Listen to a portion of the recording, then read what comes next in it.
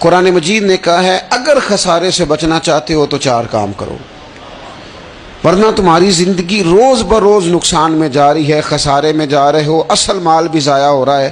یہ 4 باتیں اگر تم اپنے اندر پیدا کرنے میں کامیاب ہو گئے تو تم خسارے سے بچ گئے۔ کون کون سی؟ الا الذین آمنوا، ایمان لاؤ، پختہ ایمان، یقین کامل کی دولت، یؤمنون بالغیب، غیب پر ایمان، طاقتور قسم کا ایمان، ایسا ایمان کہ جو انسان کو اتنا پختہ کر دے کہ اس کے لیے نیکی کے راستے پہ چلنا آسان ہو جائے اور بدی سے خود بخود اس کی طبیعت اچاٹ ہونے لگے۔ پختہ ایمان ہو، مضبوط، وعاملوا الصالحات، اور پختہ ایمان کے بعد پھر اعمال صالحہ سے اپنے آپ کو آراستہ کرو۔ تمہاری زبان سچ بولے، تمہاری آنکھیں شرم و حیا والی ہوں، تمہارا وجود جب بھی قبول کرے رزق حلال ہی کو قبول کرے، سوچیں ستھری ہوں، نظریات پاکیزہ ہوں، طبیعت خیر خائی والی ہو، کسی کے لیے اچھے جذبات رکھتے ہو،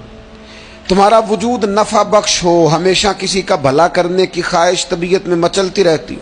اعمال صالحہ سے اپنے آپ کو آراستہ کرو، صوم و صلات کی پابندی ہو، نماز کا خیال ہو، نماز کے قیام کا خیال ہو، ظاہری باطنی آداب کے ساتھ اللہ کے حضور عبادت کے لیے حاضر ہونا تمہارا جذبہ ہو۔ ایمان اور اعمال صالحہ، یہ 2 خوبیاں، وَتَوَاصَوْا بِالْحَقِّ، پھر ایک دوسرے کو نا حق کی تاکید بھی کرو، نیرا بیٹھ نہیں جانا نیک اعمال کر کے۔ حق نے کی ہیں تیرے ذمے دوہری ذمہ داریاں، خود تڑپنا بھی ہے، اوروں کو تڑپانا بھی ہے۔ نیرا تو نے خود ہی نہیں تڑپنا، تیری ذمہ داری یہ ہے کہ کسی اور کو بھی تو تڑپائے۔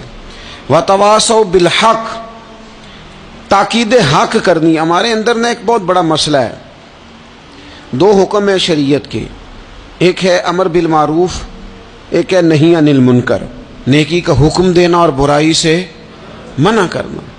میں نے دیکھا ہے کہ بڑی کمزوری پائی جاتی ہے، نیکی کی بات لوگ پھر بھی کر لیتے ہیں لیکن نہی عن المنکر، کسی بندے کو برائی سے روکنا، منع کرنا، طبیعت ہوتی ہے گڈ بک میں رہنے کی، مزاج ہوتا ہے سب کی آنکھوں کا تارا بننے کا۔ اپنے گھر کے اندر بھی اتنی جرت کا مظاہرہ نہیں کرتے کہ غلط کو غلط کہہ سکیں، حق بات کی تائید کر سکیں، طاقت ہی نہیں ہوتی۔ ایسی عجیب سیاست سکھا دی گئی ہے کہ ہر شخص ایک عجیب رنگ میں اپنی زندگی بتانا چاہتا ہے۔ قرآن مجید کہتا ہے خسارے میں چلے جاؤ گے اگر کلمہ حق تمہاری زبان پر نہیں آتا، اگر کلمۃ الحق ادا کرنے کی تمہارے اندر طاقت نہیں ہے تو تم نے ضائع کر دیا سارا وقت، حاصل کیا کیا؟ کہیں اگر اپنی برادری، اپنا قبیلہ، اپنا خاندان کسی موقع پر غلط ہے اور سامنے کوئی قبیلہ ٹھیک ہے تو آپ تائید کریں سامنے والوں۔ آپ کے اندر یہ اخلاقی جرت ہونی چاہیے کہ غلط کو غلط کہہ سکیں اور صحیح کو صحیح کہہ سکیں۔ نبی اکرم علیہ السلام نے فرمایا تم میں سے جو برائی دیکھے وہ چاہیے اسے کہ وہ ہاتھ سے بدل دے، مظاہرہ کرے جرت کا کہ میں نہیں ہونے دوں گا، اور فرمایا اتنی طاقت نہ ہو تو زبان سے ہی کہہ دے، اعلان کرے برائی کے خلاف، اور فرمایا یہ بھی نہ کر سکے تو دل میں ہی برا جان لے، ذالک اضعف الایمان، یہ کمزور ایمان کی علامت ہے۔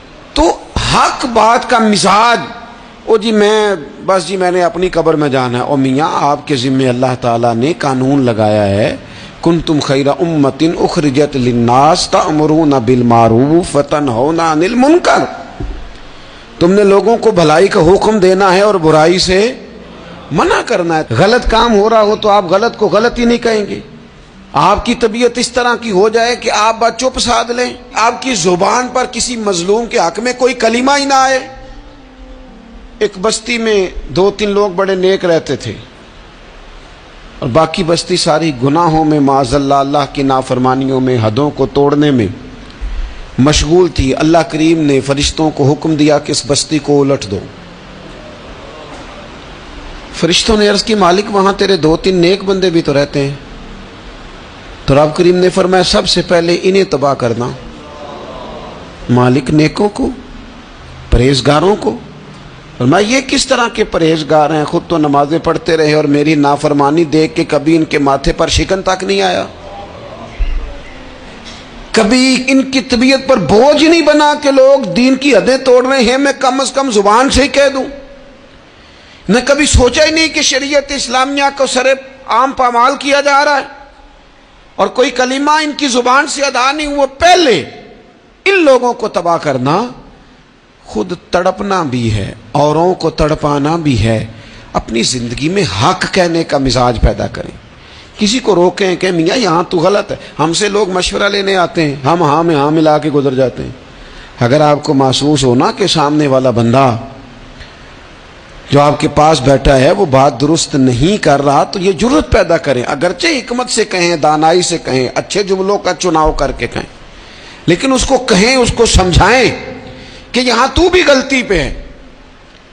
اور غلطی دلیر لوگ مانا کرتے ہیں، دلیر لوگ، بزدلوں نے بھی کبھی غلطی مانی ہے؟ بزدل تو اپنی غلطیوں پہ دلیلیں دیتے ہیں، نہیں میرا یہ مطلب تھا، نہیں میں یہ۔ بزدل ساری زندگی کہتے ہیں میں ناکام ہوا فلانے کی وجہ سے، میں پیچھے رہ گیا فلانے کی وجہ سے۔ او خدا کے بندے تو بزدل ہے، اس لیے تو نہیں، اگر تو طاقتور ہوتا تو کم از کم اپنی غلطی تو اپنے کھاتے میں ڈالتا، تو اپنی غلطیاں بھی کسی کے کھاتے میں ڈال رہا ہے، یہ بزدلی ہے۔ تو فرمایا ایمان لائیں، اچھے اعمال کریں اور حق بات کی تاکید کریں۔ اچھا جب حق بات کی بات کریں گے تو یہ ہو نہیں سکتا پھر تکلیف نہ آئے، پھر مخالفت نہ ہو، پھر ساری دنیا ٹھیک ہے، یہ ممکن نہیں ہوتا۔ اب مشکل آئے گی تو فوراً کہا وَتَوَاصَوْا بِالصَّبْرِ، ایک دوسرے کو صبر کی وصیت کریں۔ مشکل تو آئے گی، جب آپ حق بات کہیں گے تو کچھ لوگوں کے مفادات پر چوٹ بھی لگے گی، کچھ لوگ مخالفت بھی کریں گے۔ آپ کی زندگی اگر صبر و تحمل والی ہے تو آپ کوئی کام کر جائیں گے، آپ کوئی مشن اس کی تکمیل کر دیں گے اگر مزاج میں صبر ہے، اور اگر صبر نہیں ہے، ٹھہراؤ نہیں ہے، چند قدم نہیں چل سکتے، تھوڑی دیر بھی آپ آگے کی طرف نہیں بڑھ سکتے اگر صبر نہیں۔ ایک تو یہ ہے نا کہ میرا کمپنی میں گزارا نہیں ہوتا، ایک تو یہ ہے نا کہ میرا دوستوں میں گزارا نہیں ہوتا، اور ایک تو یہ ہے نا میرا دفتر میں صبر نہ ہو، ذمہ داری سے کہہ رہا ہوں، صبر نہ ہو تو ماں باپ سے بھی گزارا نہیں ہوتا۔ میں ذمہ داری سے کہنے لگا ہوں صبر نہ ہو تو بیوی بچوں کے ساتھ بھی گزارا نہیں ہوتا۔ آپ کو صبر کرنا ہے۔ مجھے بتائیے چھوٹا بچہ ہے آپ کا، وہ چھوٹا ہے، اسے پتہ نہیں ہے، وہ کچھ ایسے کام بھی کرتا ہے جو غصے والے ہیں، تو کیا آپ اس بچے کو سزا دیں گے؟ نہیں، آپ صبر کریں گے، آپ سمجھیں گے کہ یہ مقام صبر ہے۔